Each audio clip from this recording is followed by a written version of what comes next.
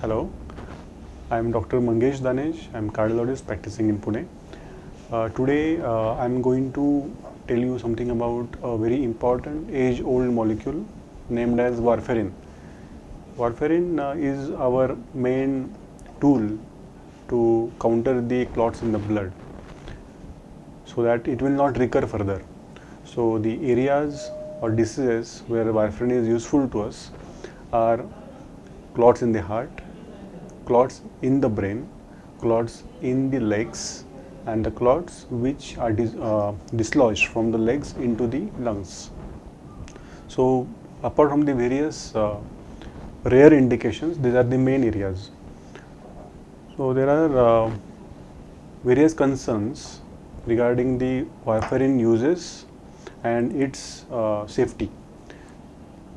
Warfarin is such a molecule which has actually double edged effect, so that it is useful at the same time. If it is not handled properly, it can lead to hazards.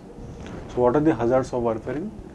If warfarin thins the blood excessively, the INR will be more than the target range, which is usually up to 3. So when it is more than 3, we either stop the warfarin for few days or sometimes even give its antagonist, that is the vitamin K. So it is given injectably by a doctor. There are certain side effects which a patient must look for. So when the blood thins excessively, there is a tendency for the blood to either ooze out from the natural openings, like there may be urine showing some darkish color, pink to red, or there may be blood in the stool, or there may be ladies complaining of excessive blood through menses, or there may be hemoptysis or vomiting, that is called hematemesis, or there can be blood through nose, that is called epistaxis.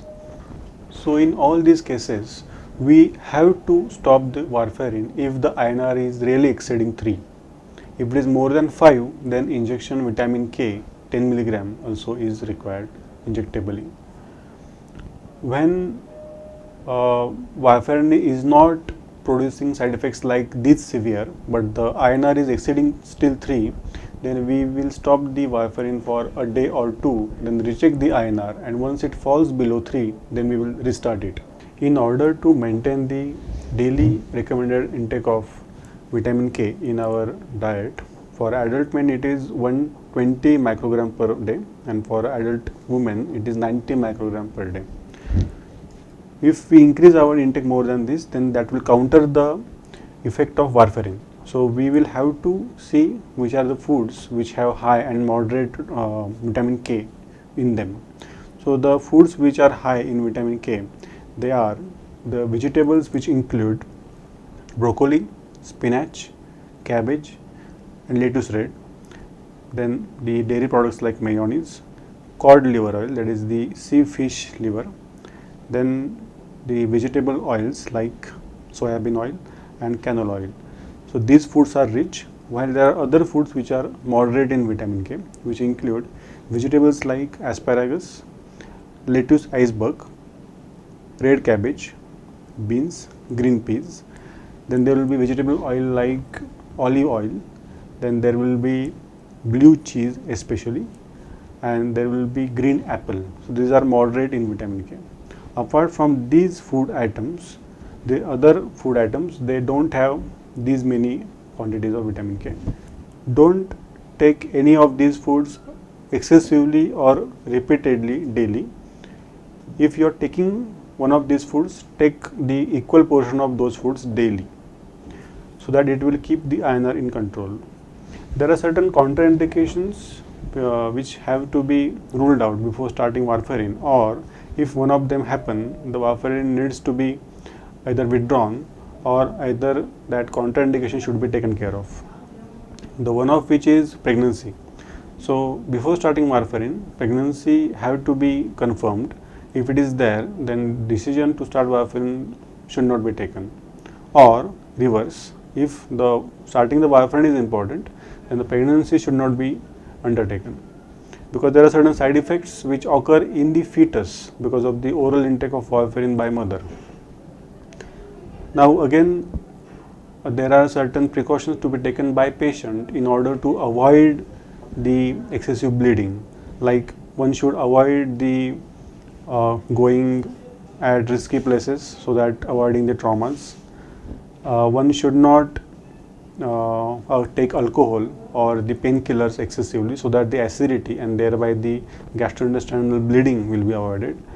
Also, regular checkup of kidney function test and liver function test should be undertaken, because in those cases the warfarin dosages may vary, and the blood test of internationalized normalized ratio, that is the INR, should be undertaken very frequently, so that the patient's INR will be kept in the target range, which is usually 2 to 3.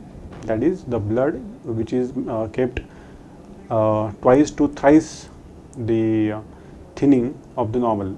So in such double-edged behavior of warfarin, till the time when the doctors or scientist community find a equal or better molecule in these scenarios, in these diseases, we have only warfarin, or there is another similar molecule called acetrom at our reference to help the patients. So till that time, the regular intake of warfarin, regular intake of proper food, and regular checking of INR is of utmost value. And there are certain indications. Amongst these indications, like the heart or brain or the lower limb or lung thrombosis, where there is a availability of equal or better chemical molecules which don't require INR monitoring and which don't produce such massive or such severe or such frequent bleeding. They are available, so you should check with your doctor which are they, and if they can shift from warfarin to those drugs. Till that time, take your warfarin regularly and check your INR regularly. Thank you.